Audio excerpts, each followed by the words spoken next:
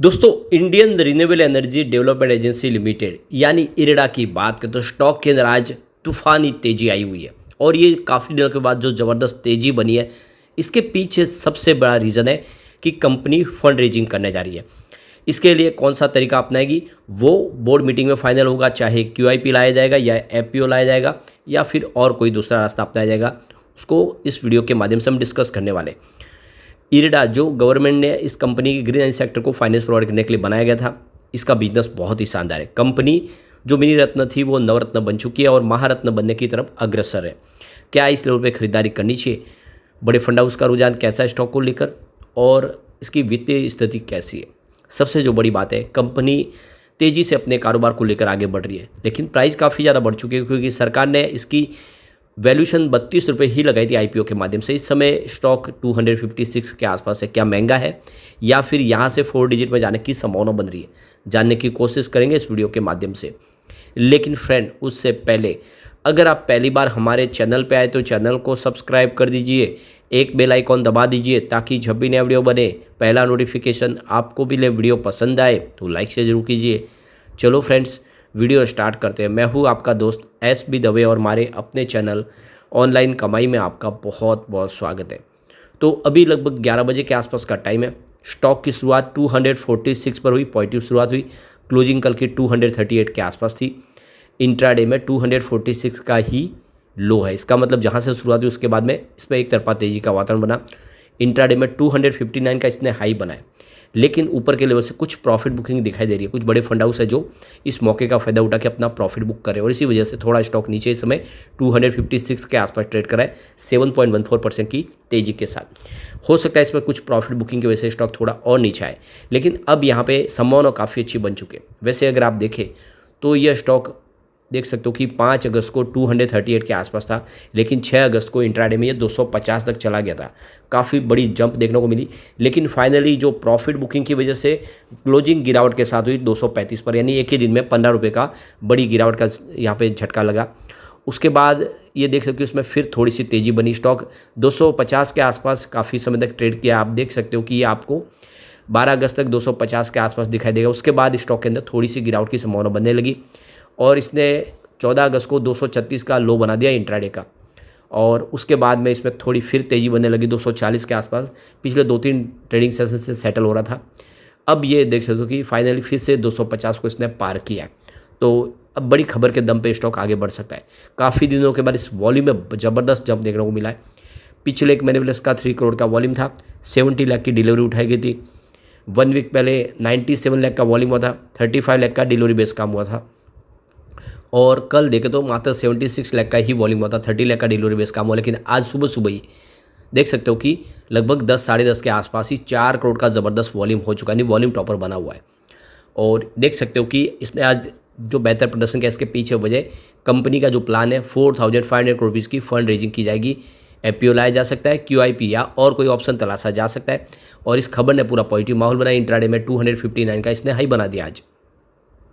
तो इरेडा ने exchange filing में जो जानकारी दी है कि उन्होंने बोर्ड मीटिंग बुलाई है 29 अगस्त 2024 को और इसके अंदर अप्रूवल लिए जाएंगे फंड रेजिंग के लिए, जिसमें 4500 करोड़ की फंड रेजिंग कंपनी करना चाहती है या उससे ज़्यादा भी हो सकती है, जिसके लिए अलग अलग रास्ते तलाशे जा सकते हैं, जिसमें पब्लिक ऑफर है, यानी फर्दर पब्लिक ऑफर का मतलब है FPO लाया जा सकता है या फिर क्वालिफाइड इंस्टीट्यूशनल प्लेसमेंट QIP के माध्यम से, या फिर राइट इशू भी लाया जा सकता है, प्रेफरेंशियल इशूज़ भी जारी किए जा सकते हैं। इस तरह से कोई भी रास्ता तलाशा जा सकता है। ज़्यादा से ज़्यादा जो संभावना बन रही है कि FPO ही लाया जा सकता है। कंपनी की तरफ से इसकी जानकारी पहले दी भी गई थी कि हम FPO लाने जा रहे हैं, तो हो सकता है कि FPO ही लाया जाए। अभी फ़िलहाल सरकार से इसका अप्रूवल लेना होगा क्योंकि ये सरकारी कंपनी है। सरकार के अप्रूवल के बिना वो कोई भी तरह से फंड रेजिंग नहीं कर सकते बड़ी। तो सरकार का अप्रूवल मिलेगा और ये फंड रेजिंग होगी। इसका मतलब यह है कि बिजनेस बढ़ता हुआ दिखाई दे रहा है और इसीलिए कंपनी फंड रेजिंग करने जा रही है। इरेडा की शुरुआत 1987 में हुई थी और आप देख सकते ये गवर्नमेंट कंपनी की जो शुरुआत ही की गई थी ministry of new and renewable energy के बैनर तले। और इसमें आप देख सकते हो कि इसका IPO जो लाया गया था वो अभी आप देख सकते 32 रुपये में इसका IPO सरकार ने अभी लाया था रिसेंटली। और जो इसकी लिस्टिंग अगर आप देखें तो वो यहाँ पे BSE पर 50 रुपये हुई थी, 56% की प्रीमियम के साथ BSE पे हुई थी। तो 50 के बाद में इसने एक अच्छी दौड़ लगा दी थी, काफ़ी बेहतर प्रदर्शन किया था। निचले लेवल से जिसने खरीदारी की IPO प्राइस में, जिनको शेयर अलॉट नहीं भी हुआ उन्होंने खरीदारी की, उनको काफ़ी अच्छा रिटर्न मिला क्योंकि स्टॉक महीने भर में ही ज़बरदस्त दौड़ चुका था। तो यह NBFC है और देख सकते हो कि ग्रीन एनर्जी सेक्टर को सपोर्ट देने के लिए इसका कामकाज है। साथ में यहाँ पे देखिए इरडा ने यहाँ पे सोलर मैन्युफैक्चरिंग यूनिट भी इस्टाब्लिश की है, जो सोलर प्रोजेक्ट को मजबूती प्रदान करने के लिए। वैसे यहाँ पे गौर करने वाली बात है कि इसमें दो तरह के टारगेट निकल के आ रहे हैं, एक बहुत अच्छा और एक बहुत ही ख़राब।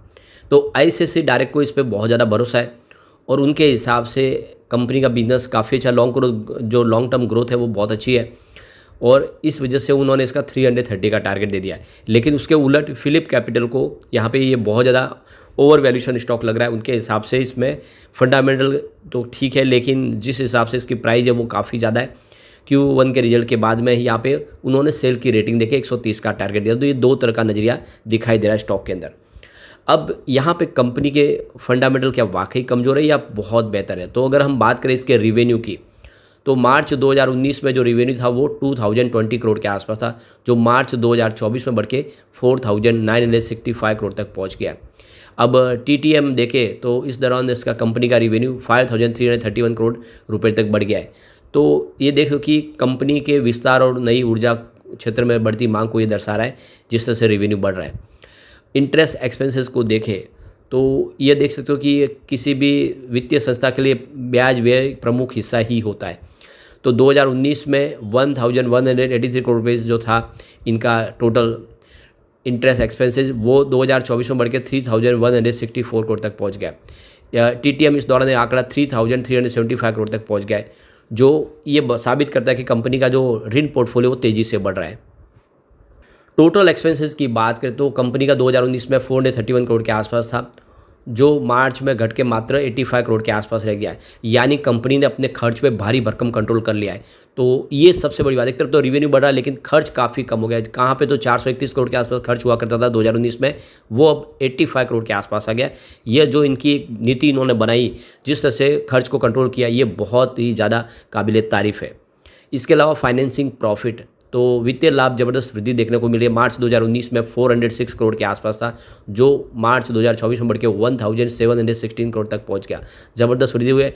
TTM के दौरान यह 1753 करोड़ रुपये तक पहुंच गया है। तो ये क्लियरली देख सकते हो कि इन्होंने जो ऋण की वसूली की है, ब्याज मार्जिन का जो यहाँ पे प्रभावी ढंग से इसकी क्षमता की वजह से ये आप देखें फाइनेंसिंग प्रॉफिट इनका बढ़ा है। अब यहाँ पे अगर हम फाइनेंसिंग मार्जिन की बात करें तो ये एक तरह से इनका बहुत ही मजबूत दिखाई दे रहे समय। मार्च 2019 में 20% के आसपास था, जो 2024 में बढ़ के 35% तक हो गया है। TTM में यह 33% पर स्थिर रहा है। तो इससे क्लियरली समझ में आया कि फंडामेंटली कंपनी काफ़ी अच्छी लग रही है। अदर इनकम देखें तो 2019 में -72 करोड़ के आसपास थी, जो मार्च 2021 में -1 करोड़ के आसपास रह गई है। तो ये कुल मिला के इसमें कोई ज़्यादा असर नहीं देखने को मिल रहा है। डेप्रिसिएशन देखें तो यहाँ पे मार्च 2019 में 23 करोड़ रुपीज़ के आसपास, जो मार्च 2024 में मामूली वृद्धि के साथ 30 करोड़ रुपये तक पहुँच गया है। इस दौरान TTM 33 करोड़ रुपीज़ के आसपास रहा है। प्रॉफिट बिफोर टैक्स कंपनी का देखिए 2019 में 311 करोड़ के आसपास था, जो 2024 में 1685 करोड़ तक पहुंच गया। जबरदस्त जंप। और TTM के दौरान यह 1721 करोड़ रुपीज़ के आसपास पहुंच गया, जिससे क्लियरली समझ में आया कंपनी शानदार प्रॉफिट में। नेट प्रॉफिट की बात करें तो मार्च 2019 में 250 करोड़ रुपीज़ के आसपास था, जो मार्च 2024 में बढ़ के 1252 करोड़ तक पहुंच गया है। TTM के दौरान ये 1341 करोड़ रुपीज़ तक पहुंच गया है। तो क्लियरली देख सकते हो कि कंपनी का प्रॉफिट ज़बरदस्त बढ़ रहा है। और EPS अगर आप देखें तो मार्च 2019 में 3.1 रुपीज़ के आसपास था, जो मार्च 2024 में 4.66 रुपीज़ हो चुका है। TTM के दौरान ये 5.19 रुपीज़ तक पहुंच गया है। EPS में वृद्धि दर्शाती है कि कंपनी ने अपने शेयरधारकों को काफ़ी अच्छा रिटर्न दिया है। अगर हम इसकी रेटिंग देखें तो रेटिंग भी बहुत अच्छी है। मास्टर रेटिंग 5 स्टार में से 3 स्टार की रेटिंग है, जो बहुत ही अच्छी है। EPS रिटर्न इसकी अच्छी है क्योंकि 5 स्टार में से 3 स्टार की रेटिंग है। लेकिन बायर डिमांड के मामले में देखें तो 5 स्टार में से 5 स्टार की रेटिंग आ रही है, जो बहुत ही ज़बरदस्त है। इसकी प्राइस ट्रेंड देखें तो वो भी आपको 5 स्टार में से 5 स्टार की रेटिंग दे रहे हैं, जो ज़बरदस्त है, काबिल तारीफ़ है। ग्रुप रैंक के मामले में जरूर ये थोड़ा सा कमज़ोर है, क्योंकि यहाँ पर रेटिंग मात्र 5 स्टार में से 2 स्टार की रेटिंग है। ओवरऑल इसकी रेटिंग देखें तो बहुत ही ज़बरदस्त है और इस रेटिंग के दम पे यहाँ पे इन्वेस्टमेंट किया जा सकता है। लेकिन फ्रेंड, कोई भी इन्वेस्टमेंट करने से पहले अपने फाइनेंशियल एडवाइजर बड़े ले लें या अपना खुद का रिसर्च करें, क्योंकि मैंने वीडियो आपके एजुकेशनल पर्पज़ के लिए ही बनाया। वीडियो पसंद आए तो लाइक से जरूर कीजिए और चैनल को सब्सक्राइब कर दीजिए। Thank you friends.